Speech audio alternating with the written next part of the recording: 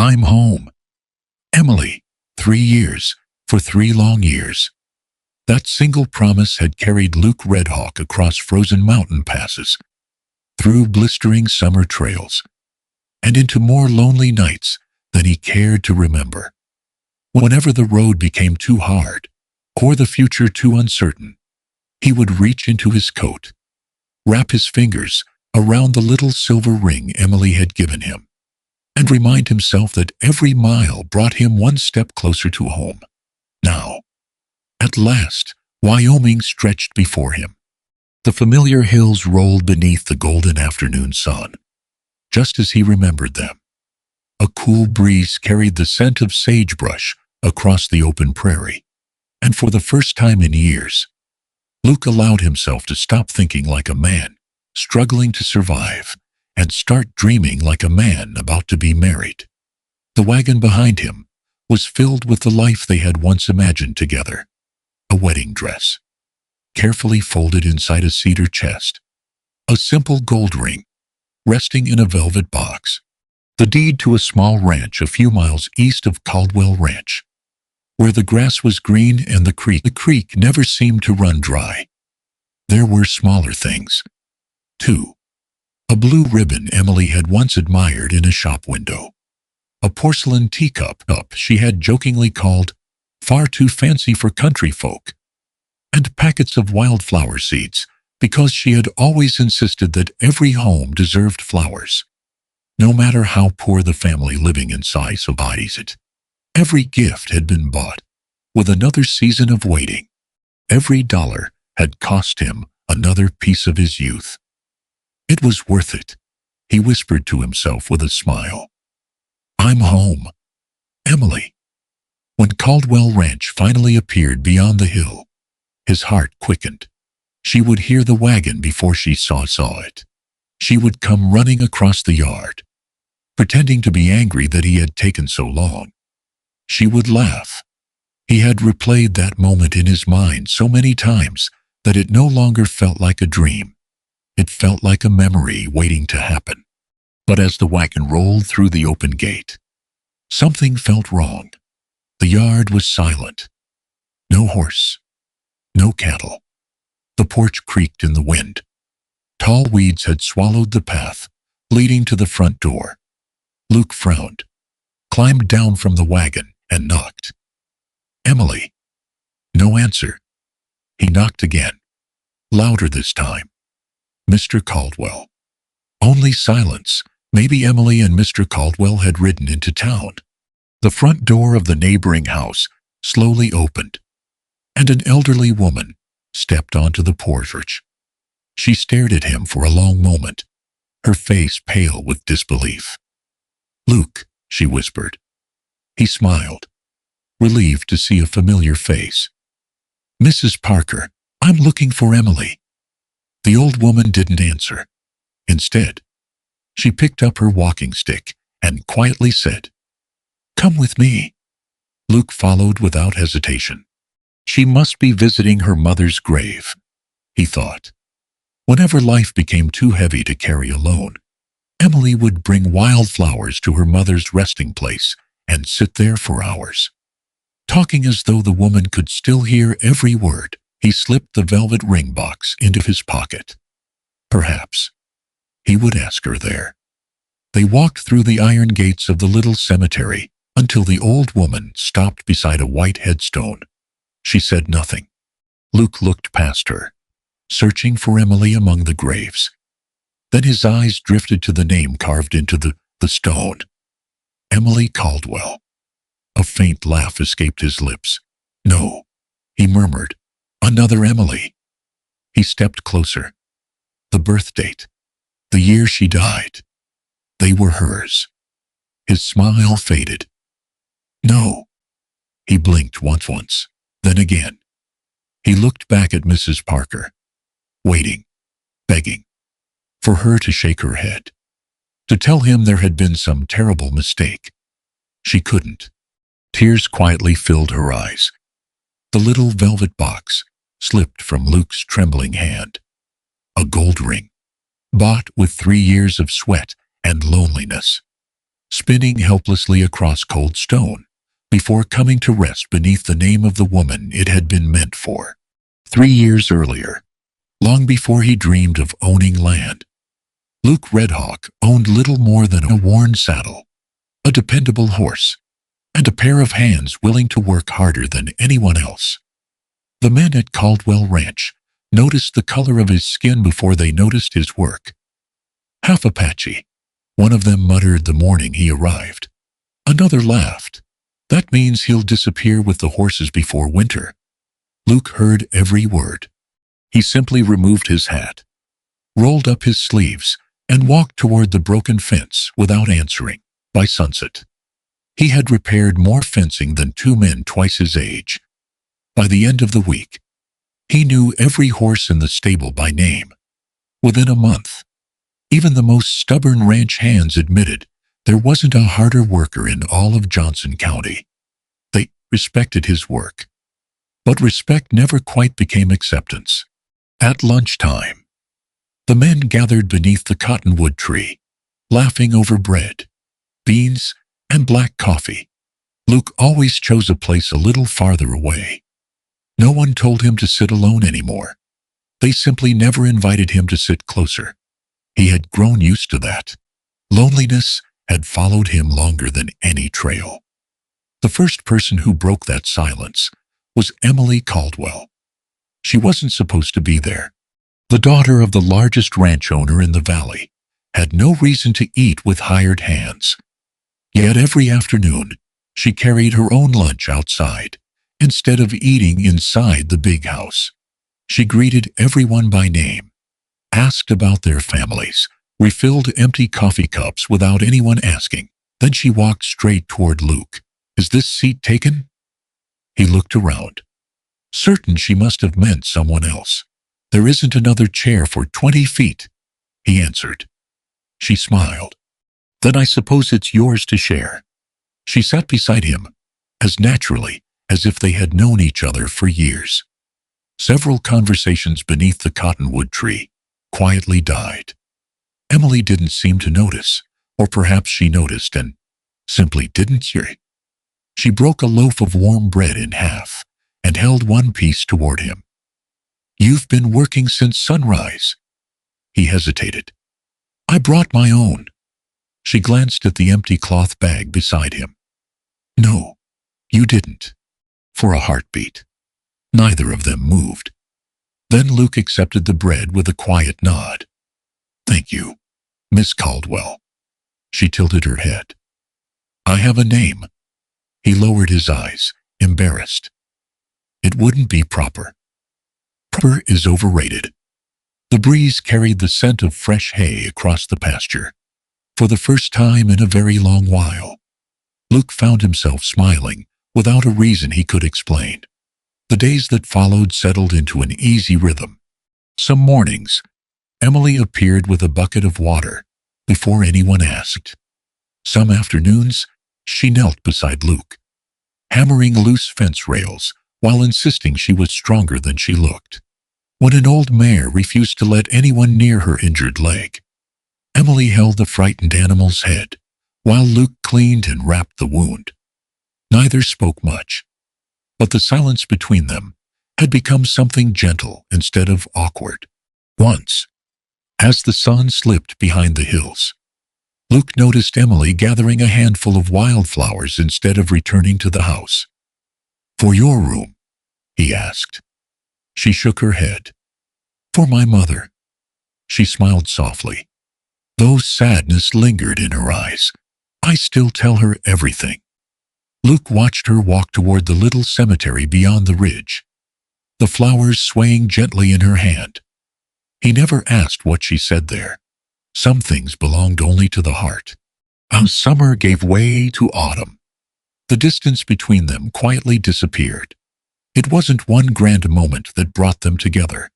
It was bread shared beneath a tree, a bucket of water on a hot afternoon, weathered fence posts repaired side by side. Two people discovering that kindness can become friendship before either of them realizes it has already become something more.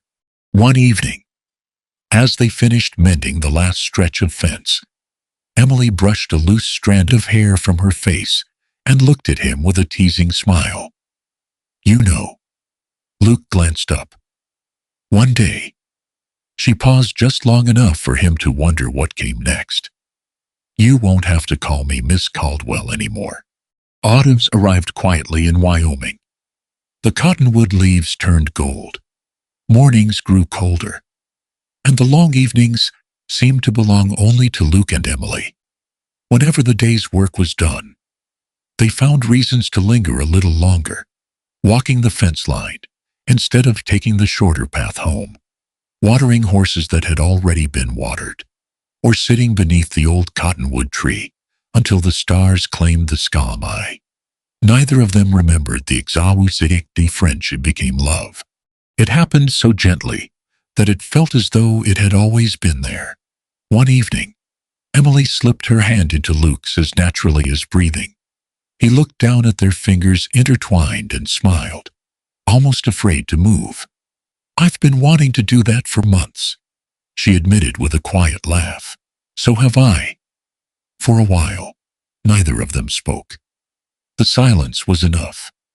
It might have remained their secret a little longer if her father hadn't seen them together. The next morning, Mr. Caldwell asked Luke to meet him in the barn. The older man's face showed neither anger nor cruelty, only the weary expression of a father carrying a burden he wished he didn't have to bear. I know how you feel about my daughter. Luke lowered his eyes, but did not deny it. I love her, sir. Mr. Caldwell nodded slowly. I believe you. Those 3 words gave Luke hope. It lasted only a moment. But love isn't always enough. He walked toward the open barn door, watching the ranch hands drive cattle across the pasture before speaking again. If you were poor, I'd help you build a future. If you needed work, I'd gladly give it. If all you lacked was money, I wouldn't stand in your way. He turned to face Luke. But the world doesn't judge a man by the kindnesses in his heart. His voice grew quieter. It judges him by the blood in his veins. Luke understood before another word was spoken. You think she'll suffer because I'm Apache? I know she will. The words struck harder than any fist. Not because Luke believed they were fair, but because, deep inside, he feared they were true. That evening, he found Emily waiting beneath the cottonwood tree. She saw the answer in his eyes before he spoke. I'm leaving. Her smile disappeared. For how long? I'll go to Colorado. I'll earn enough to build us a life no one can question. He reached for both of her hands. 1 year. Emily looked at him for a long time. Then she smiled through tears. You're terrible at making promises. He frowned. What do you mean? She slipped a thin silver band from her finger. It wasn't worth much. The edges were worn smooth from years of wear, and a tiny wildflower had been carved into its surface by hand. She placed it in his palm and gently folded his fingers around it. If it takes 1 year, she paused. Then take 1 year. If it takes 3, another tear escaped despite her smile. Then take 3. Her voice was barely above a whisper. Just come back. Luke swallowed the lump in his throat. I will. No matter what. No matter what. He slid the little silver safely into the inside pocket of his coat, close to his heart. When dawn came, there were no grand speeches, no dramatic farewell. Emily stood beside the ranch gate, while Luke climbed onto the wagon. He looked back one last time. She raised her hand. He tipped his hat. Neither of them said goodbye. They didn't believe they were saying goodbye. As the wagon disappeared beyond the rolling hill, Emily remained exactly where she was, watching the empty road long after Luke was gone, already counting the days until he came home. The first letter from Luke arrived before the snow. It was short, written in careful handwriting on cheap paper. He told Emily that Colorado was harsher than he had imagined, but he was working every day. He had already earned enough to buy a proper winter coat. If everything went well, he wrote, he might even come home sooner than he had promised. Emily read the letter so many times that the folds began to tear. She kept it inside her Bible, beside a pressed wildflower. Then winter passed. Spring came without rain. The grass that usually covered the valley turned brittle beneath the relentless sun. The creek that watered Caldwell Ranch shrank into a narrow ribbon of muddy water. One by one, the cattle grew thin. By midsummer, the weakest began to die where they stood.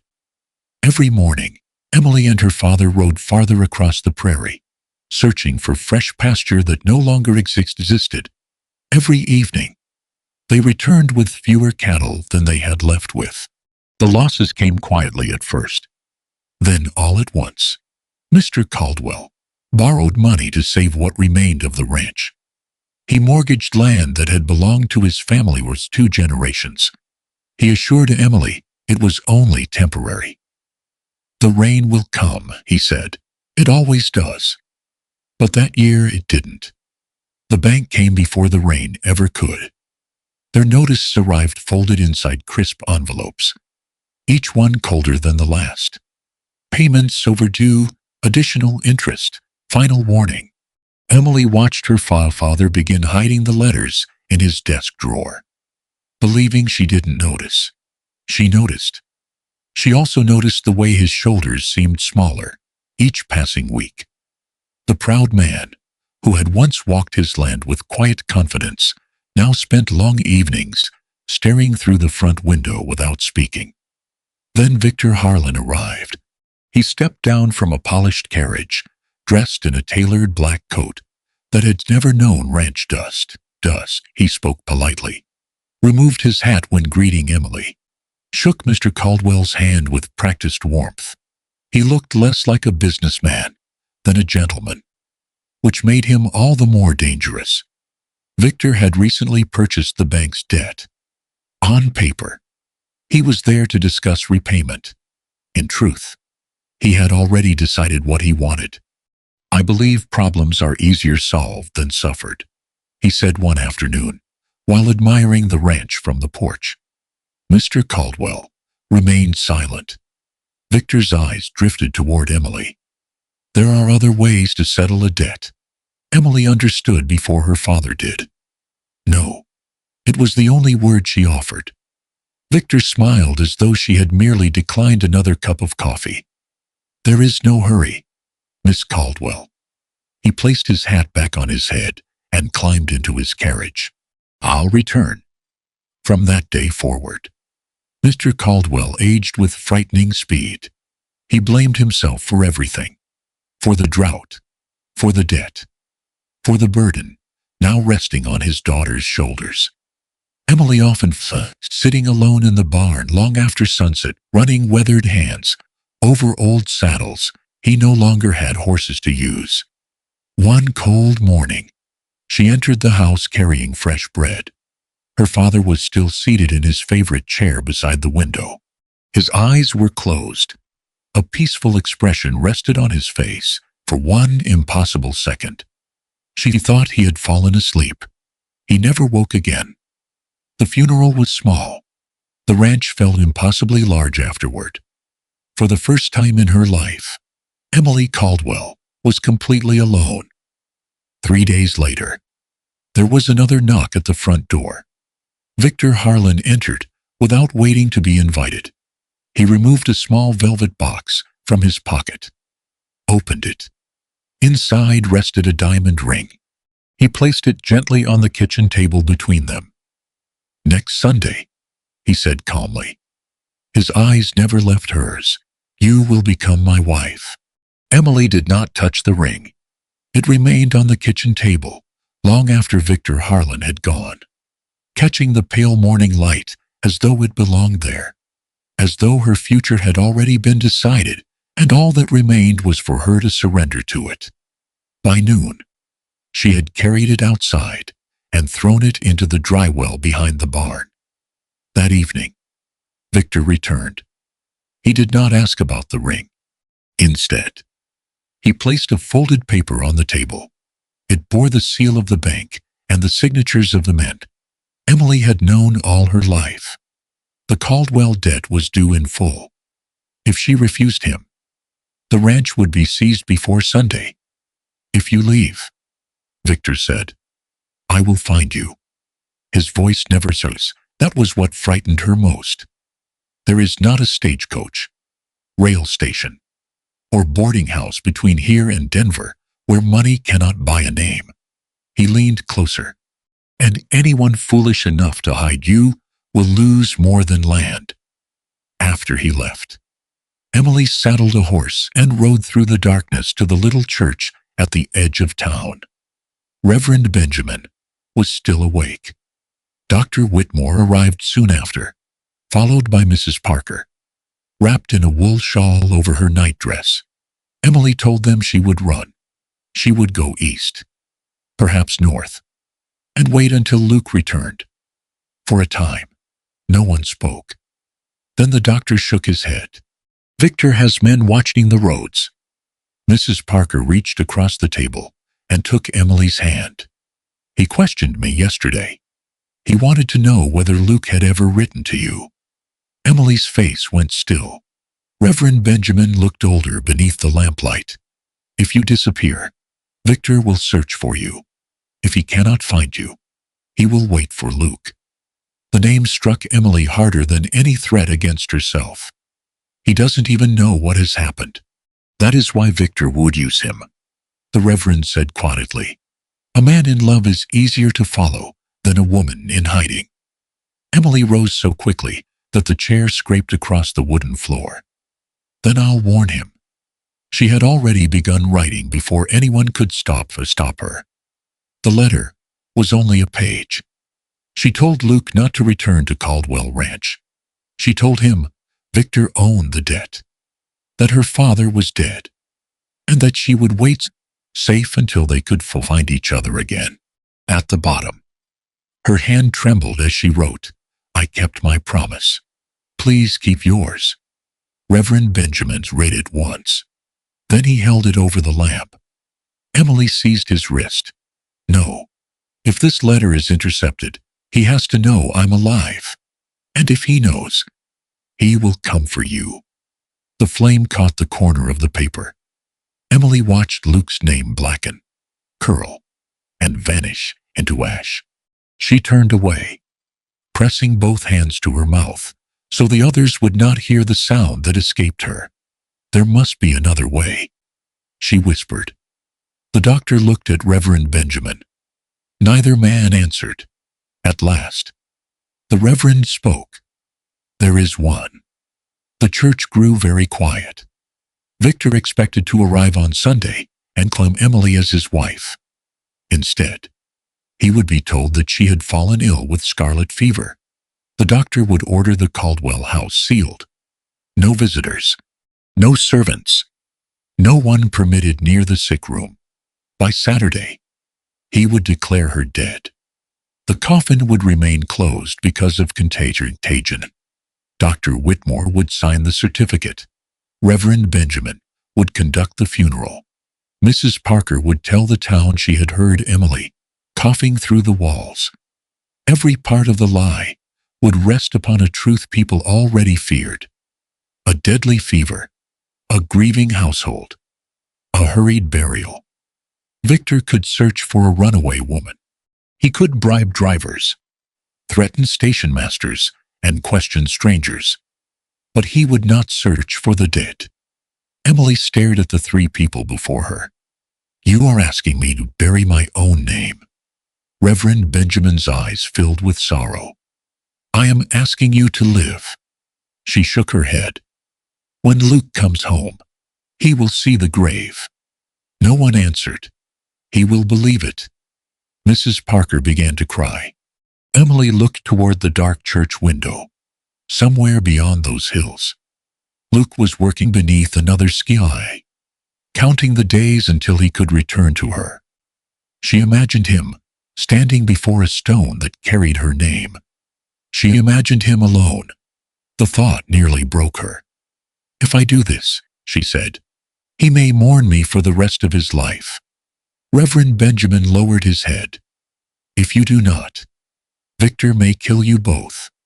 By dawn, Emily had made her choice, not to escape, not to abandon Luke, but to erase every trail that might lead Victor to either of them.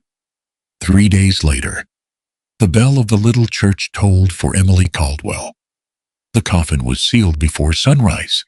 In front of it lay stones wrapped in quilts to give it weight. Dr. Whitmore signed the death certificate with a hand that would not stop trembling. Mrs. Parker stood beside the road and wept convincingly, because none of her grief had to be feigned. Victor attended the burial from a distance. He asked once to see the body. The doctor warned him that the fever could survive in the dead. Victor stepped back. By sunset, Emily Caldwell had ceased to exist. That same night, a young woman traveling under another name climbed into a westbound coach. She carried no trunk, no money, beyond what Mrs. Parker had hidden in a flour sack. Only a small photograph of Luke and the silver ring he had once held in his palm beneath the cottonwood tree. Behind her, beneath freshly turned Wyoming earth, stood a white headstone bearing her name. Reverend Benjamin remained after everyone else had gone. He removed his hat and looked at the grave until darkness covered the words. Then he whispered to the woman who was not buried there, and to the man who would one day come looking for her, "Please forgive me. 3 years cannot be measured by a calendar. They are measured by the things a man loses and the reasons he refuses to lose himself." When Luke Redhawk arrived in Colorado, winter had already claimed the mountains. He stepped off the freight wagon with little more than a saddle, a bedroll, and the silver ring Emily had slipped into his hand beneath the cottonwood tree. Everything else he would have to earn. The first year was about survival. No one asked how hard he worked before they asked what he was. Apache. The word followed him from town to town like a shadow. Some ranches refused to hire him. Some saloons refused to serve him. One innkeeper took one look at his dark hair and copper skin before tossing his blanket back into the snow. "We don't rent rooms to your kind." Luke picked up the blanket without saying a word that night. He slept beneath an abandoned wagon while snow buried the tracks around him. He woke before sunrise with frozen fingers wrapped around the silver ring inside his coat. Whenever the cold became unbearable, he would close his eyes and picture Emily sitting beneath the cottonwood tree, laughing because he had never learned to whistle properly. It was enough to get him through another day. Spring brought work. Summer brought exhaustion. Autumn brought disappointment. By the time the first year ended, Luke had managed to save more money than he had ever owned in his life. Then, one rainy evening outside Pueblo, 3 highway thieves stopped him along a narrow trail. They took nearly everything: his wages, his horse, even the old pocket watch that had belonged to his grandfather. One of them reached for the inside pocket of Luke's coat. His fingers found the little silver ring. "Just a worthless piece of silver," the thief muttered. He tossed it back into the mud. Long after the robbers disappeared into the darkness, Luke crawled across the rain-soaked road, searching for it with bleeding hands. He found the ring just before dawn. That morning, he realized something. They had stolen his money. They had stolen his horse, but they had not taken the only thing that truly mattered. Emily was still waiting. So he stood up and began again. His second year changed everything. A cattle company hired him to help drive nearly 2,000 head across the mountain trails. It was dangerous work. Days stretched into weeks, weeks into months. One evening, gunfire shattered the silence. Bandits swept down from the hills, hoping to scatter the herd before driving the cattle away, under cover of darkness. Panic spread through the camp. Some men fled. Others froze. Luke didn't. He rode straight toward the stampeding cattle, risking being crushed beneath thousands of pounding hooves. For nearly an hour, he fought to turn the herd back toward the canyon, while bullets tore through the dust around him. When the shooting finally stopped, most of the cattle were still alive, so were the men. The trail boss looked at Luke differently after that. Not as an Apache, not as hired help, as the man who had saved every one of them. For the first time since leaving Wyoming, respect came before prejudice. By the end of that season, Luke had been promoted to oversee the company's largest cattle drives. His wages doubled, then tripled. Still, his life changed very little. He spent almost nothing on himself. Every payday began the same way. He divided his earnings into two piles. One paid for tomorrow. The other paid for a future that existed only in his heart. When he finally earned enough, he walked into a small jeweler's shop in Denver. The old jeweler opened several velvet boxes. Luke chose the simplest ring. "It's not the most expensive," the jeweler said.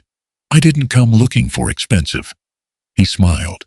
"I came looking for forever." The third year rewarded every sacrifice. He bought a handful of cattle, then more. He entered a partnership transporting livestock between Colorado and Wyoming. The business grew steadily, not because fortune favored him, but because everyone who worked beside Luke trusted his word. By autumn, he signed the deed to a modest ranch east of Sheridan. It wasn't large. It didn't need to be. He could already imagine Emily standing on the porch, wildflowers beneath the windows, children chasing horses through the pasture. A home.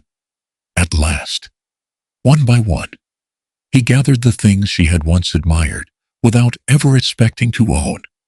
The blue ribbon, the porcelain teacup, packets of wildflower seeds, a cedar chest, the wedding dress she had shyly paused to admire years earlier before insisting it was far too beautiful for someone like her.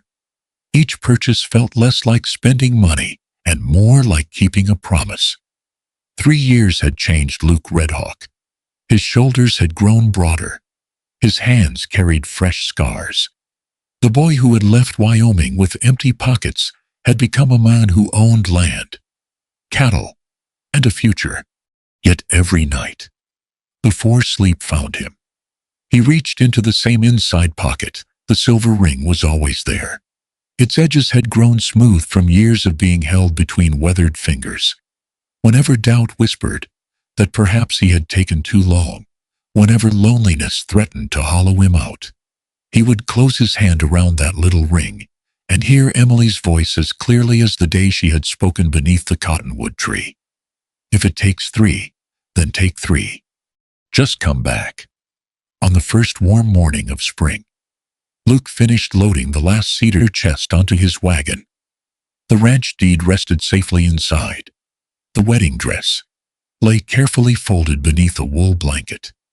The gold ring waited inside its velvet box. He climbed onto the driver's seat, gathered the reins, and looked west toward the place that had never stopped feeling like home. A smile spread across his face. "Take me home." The horses started forward. Behind them rolled 3 years of sweat, loneliness, sacrifice, and hope. Ahead waited a woman Luke believed had been counting the days until his return. Neither he nor the road beneath his wheels knew they were carrying him toward a grave. The sound of the ring, striking the headstone, echoed through the cemetery long after it had come to rest. Luke never remembered falling to his knees.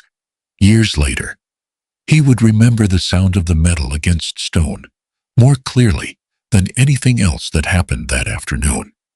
It was the sound a promise made when it broke. For a long time, neither he nor Mrs. Parker spoke. The prairie wind drifted quietly through the cemetery, bending the tall grass around Emily's grave as though nature itself had learned to whisper. Finally, Luke forced himself to ask the only question that still mattered. What happened? Mrs. Parker wiped her eyes with a trembling hand. After you left, the drought came. He listened without moving. The cattle died first, then the debt, then her father. Every sentence felt impossibly small compared to the life it described. Luke stared at the fresh earth before him. Mr. Caldwell gone. He hadn't even known. Mrs. Parker continued. Victor Harlan owned the debt by then. He wanted Emily. Luke's jaw tightened. I should have come back sooner. No. The old woman shook her head. You came back exactly when you promised. She lowered her eyes. Life simply refused to wait. For the first time since arriving home, Luke cried, not loudly, not dramatically. The tears came in complete silence, slipping down a face hardened by snowstorms, cattle drives, and years of loneliness. There are some kinds of grief too deep for sobbing. This was one of them. After a long while, he asked, was she afraid? Mrs. Parker smiled through her tears. Not for herself, she kept saying. The old woman's voice almost disappeared, that she wished you wouldn't blame yourself. Luke closed his eyes. She had been thinking about him. Even at the end, the thought hurt more than anything else. When the sun began to set, Mrs. Parker rested a gentle hand on his shoulder. You should go. He looked back at the abandoned ranch in the distance. No. The answer came before he realized he had spoken. There is nothing left for you there. He stood slowly. There is. He looked toward the weathered house, where Emily had laughed beneath the porch roof, where she had shared warm bread beneath the cottonwood tree, where she had once stood waiting for him, with dirt on her hands after helping mend a fence. Every memory he still possessed lived inside those walls. If she can't come home, his voice broke, then I will. Within a week, Luke bought Caldwell Ranch. The neighbors thought grief had clouded his judgment. The land was exhausted. The fences were broken. The house needed more repairs than it was worth. Anyone else would have torn it down and started over. Luke refused to change a thing. Emily's rocking chair remained beside the window. Her mother's Bible stayed exactly where it had been left. The old cottonwood still cast its afternoon shadow across the yard. He wasn't preserving a ranch. He was preserving the only place in the world where Emily had ever existed. As dusk settled over the valley, Luke returned to the cemetery carrying the small velvet box. He opened it one last time. The gold ring caught the fading light. 3 years, 3 winters, 3 summers, 3 years spent building a future for 2 people. With hands that still trembled, he knelt beside the white headstone. I told you I'd come home, he whispered. I'm sorry. I was too late. He laid the ring gently at the foot of the stone, not as a proposal, but as a promise that had finally found the only place left waiting for it. Then he rose without another word and walked back toward the empty ranch. Behind him, beneath the evening sky, a single gold ring rested beneath the name, Emily Caldwell. Time has a strange way of teaching people how to live beside grief. Not without it. Never without it. Only beside it. The first Sunday after Emily's funeral, Luke walked to the little cemetery carrying a bundle of wildflower seeds in one hand and a shovel in the other. No one had asked him to come. No one expected him. He simply couldn't bear the thought of her resting beneath bare earth. He loosened the soil around the headstone and planted the same wildflowers Emily had once scattered across her mother's grave. They'll bloom in the spring, he whispered. You always said every home deserved flowers. The next Sunday, he returned with fresh water. The Sunday after that, he repaired the leaning wooden fence around the cemetery. When winter came, he brushed snow away from her headstone before clearing the path to his own front door. Spring followed winter. then another, then another still. People in town slowly stopped asking whether Luke Redhawk would ever leave Caldwell Ranch.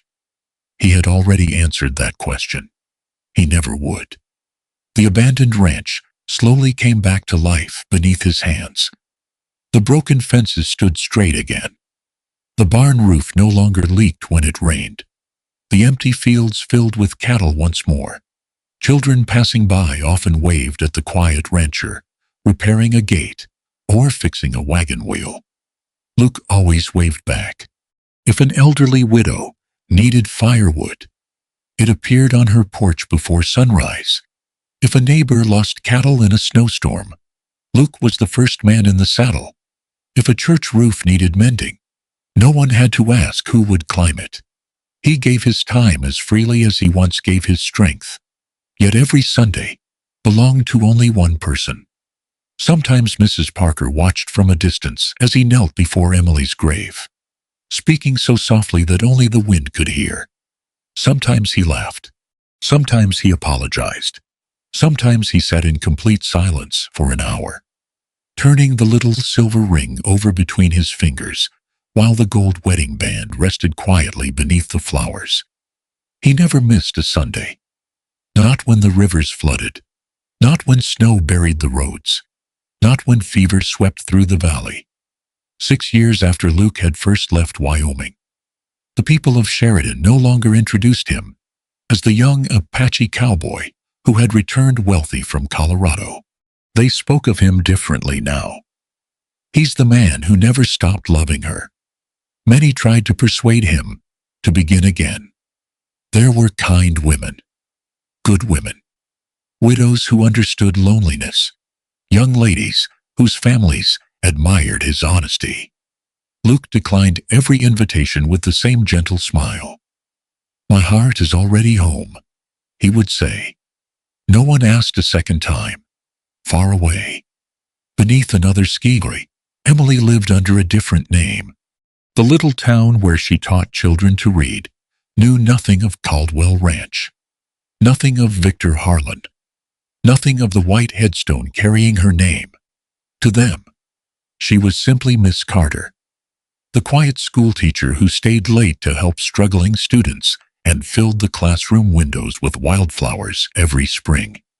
She wore no wedding ring, only a thin silver band that never left her finger. When the children asked whether someone had given it to her, she would smile softly and answer, "It reminds me to keep a promise." Some evenings, after the last student had gone home, Emily unfolded the worn photograph she carried inside her Bible. The corners had softened from years of being touched.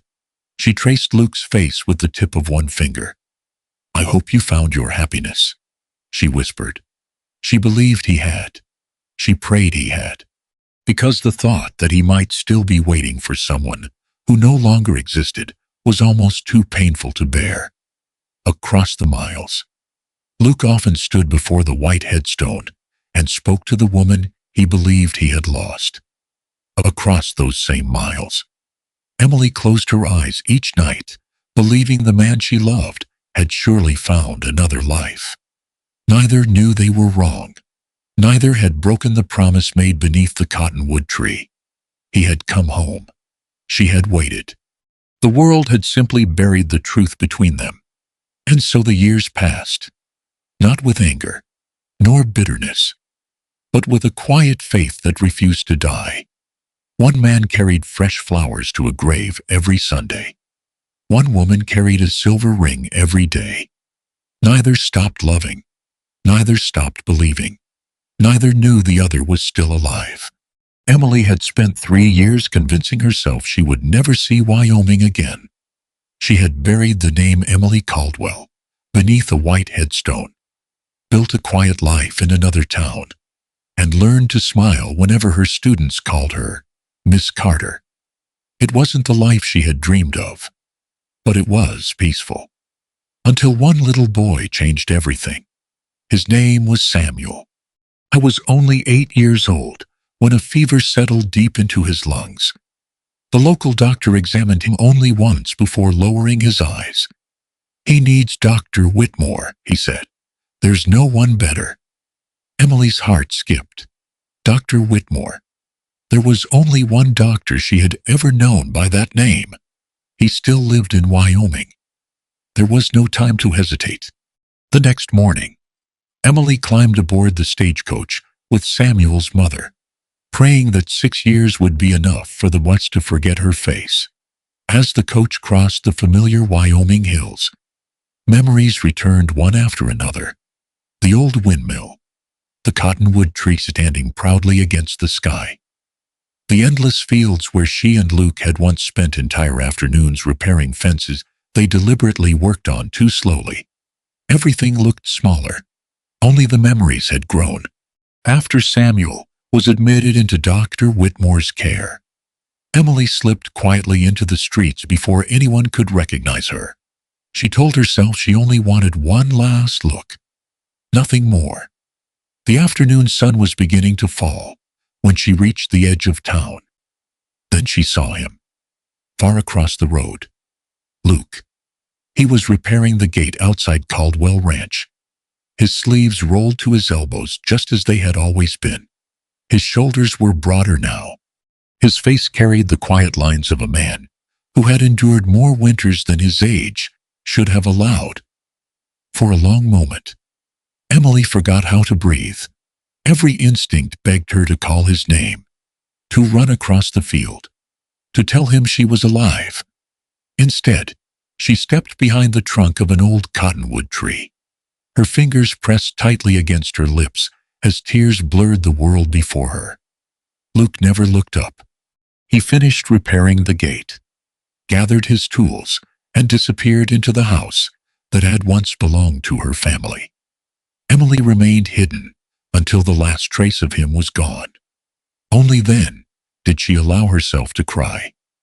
That night, unable to quiet the questions inside her heart, she walked alone toward the little cemetery beyond the church.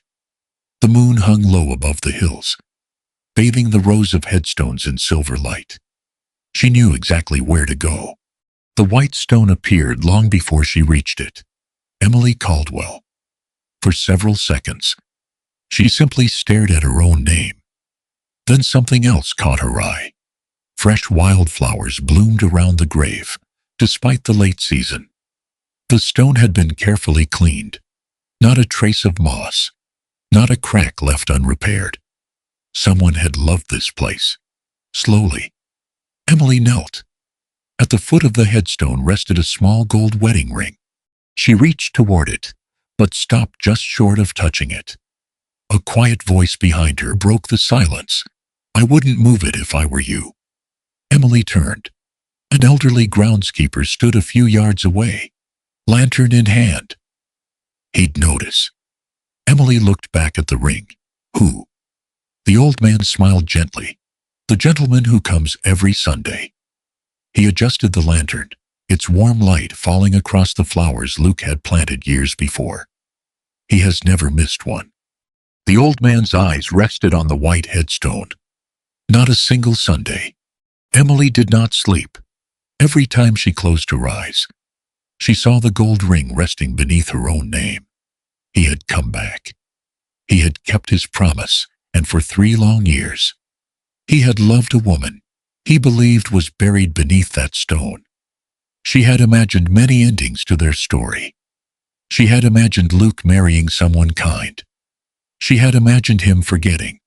She had even imagined hearing one day that he had died somewhere out west. She had never imagined this. The truth was harder to bear than grief itself. He had spent 6 years keeping a promise she had never broken, yet could never explain. The next morning, Emily walked as far as Caldwell Ranch. She stopped beyond the old cottonwood tree, where they had once shared bread and laughter. Luke was repairing a fence, humming softly to himself. She took one step forward, then another. Her lips parted. Luke. The name never left her mouth. What if he looked at her with anger instead of joy? What if the first thing he saw was not the woman he loved, but the woman who had allowed him to mourn her for 3 years? She quietly stepped back. "I can't," she whispered. I don't know how to ask him to forgive me. Miles away, another pair of eyes had already recognized her. Victor Harlan had never truly believed Emily Caldwell died of scarlet fever. He had accepted the doctor's certificate. He had watched the coffin lowered into the ground. But doubt had remained like a splinter beneath his skin. For years, he occasionally paid strangers to ask questions in neighboring towns. Most returned with nothing. One did not. That afternoon, a traveling merchant mentioned a schoolteacher who looked remarkably like the late Emily Caldwell. Victor did not wait another day. He rode into town himself. When he saw Emily leaving the church, he froze. She was older. Her hair was shorter, but there was no mistaking her. A slow smile spread across his face. So, he murmured, "The dead do come back." Emily sensed the horse behind her, a heartbeat too late. She turned. Victor was already standing in the middle of the road. The smile disappeared from his face. "You should have stayed buried." He slowly drew his revolver. The barrel rose until it pointed directly at her. The sound of the hammer being pulled back echoed through the empty street. Emily couldn't move. For 6 years she had imagined this moment, standing before Luke once again. Never like this. Victor's finger rested lightly on the trigger. "You cost me a fortune," he said, his voice frighteningly calm. "Do you know how many lies were told to make me believe you were dead?" Emily said nothing. "There won't be another funeral this time." The gun rose another inch. Then, "Victor." The voice thundered across the street. Victor turned. Luke was already running. He had heard the shout from the far side of Caldwell Ranch and reached the road just in time to see a man aiming a revolver at a frightened woman. He didn't recognize her. Not yet. He only saw someone in danger. The first shot shattered the afternoon silence. Emily screamed. The bullet struck the wooden fence behind Luke, splintering old timber into the air. Luke threw himself behind a water trough and drew the revolver he hadn't touched in years. "Drop the gun." Victor fired again. The two men exchanged shots as townspeople fled into nearby buildings. Within moments, the sheriff and 2 deputies came running from the opposite end of the street. Victor tried to mount his horse. Luke stepped into the open. "Don't." Victor ignored him. Another shot rang out. This time, Victor's revolver flew from his hand. The sheriff tackled him to the ground before he could reach it again. "It's over," the sheriff growled as iron handcuffs closed around Victor's wrists. For the first time in years, it truly was.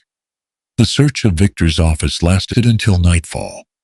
Inside locked drawers were forged loan agreements, false interest records, bribed signatures. The original Caldwell debt had been paid long before Mr. Caldwell's death. Everything afterward had been built on fraud. Every threat, every demand, every lie. The truth spread through town before sunrise. By then, Victor Hart had already begun the long journey to prison. Silence settled over the little churchyard once more. Emily stood only a few steps away from Luke. The world around them slowly disappeared. Neither moved. Neither spoke. 6 years. Thousands of mornings. Thousands of nights. Every word they had once imagined saying now seemed impossibly small. Luke searched her face, as though afraid she might disappear if he blinked. Emily saw the streaks of gray beginning to touch his temples. He saw the quiet sadness time had left inside her eyes. They were strangers. They were home. At last. Luke took one slow step toward her. "So." His voice barely rose above a whisper. "Have you ever been buried?" Emily laughed through tears. It was the same gentle laugh he had carried inside his memory for 6 long years. She looked toward the cemetery beyond the church, then back into his eyes. "Only in your memory." The words hung between them, not accusing, Not defending, simply true. For a heartbeat. Luke closed his eyes. Every lonely Sunday, every flower, every prayer, every conversation spoken to a headstone. None of them had been wasted, because every word had still belonged to the woman standing before him. When he opened his eyes again, there was no anger, no bitterness, only a love that had somehow survived death itself. Without another word, he crossed the final distance between them. Emily stepped forward too. Their embrace was quiet. No applause, no grand declaration. Just two people who had kept the same promise long enough to find their way back to each other. 1 year later, Caldwell Ranch no longer looked like a place haunted by loss. The broken fences had been rebuilt. The barn doors stood straight once more. Wildflowers bloomed beneath every window, just as Emily had always dreamed they would. Children laughed in the pasture. Horses grazed peacefully beyond the creek. And the old cottonwood tree still stretched its branches toward the Wyoming sky, as though it had patiently watched every sorrow pass before welcoming joy home again. The little church was filled long before the bells began to ring. Mrs. Parker sat in the front pew, quietly dabbing tears from her eyes. Dr. Whitmore smiled more than anyone had seen him smile in years. Reverend Benjamin stood at the altar, his weathered hands folded together, silently thanking God for the day he had once believed would never come. Outside, Luke waited beneath the morning sun, dressed in the finest suit he had ever owned. His hands were steady, only his heart was not. Emily appeared at the church doorway, wearing the very wedding dress Luke had carried home 6 years before. The dress had crossed mountains. It had waited beside a grave. Now, at last, it had found its bride. She smiled. "So," Luke whispered, "I guess I finally made it home." Emily laughed softly, the same laugh that had first stolen his heart beneath the cottonwood tree. "You did." She slipped her hand into his. "But before we begin, there is somewhere we have to go." Without another question, Luke followed. The path was familiar, too familiar.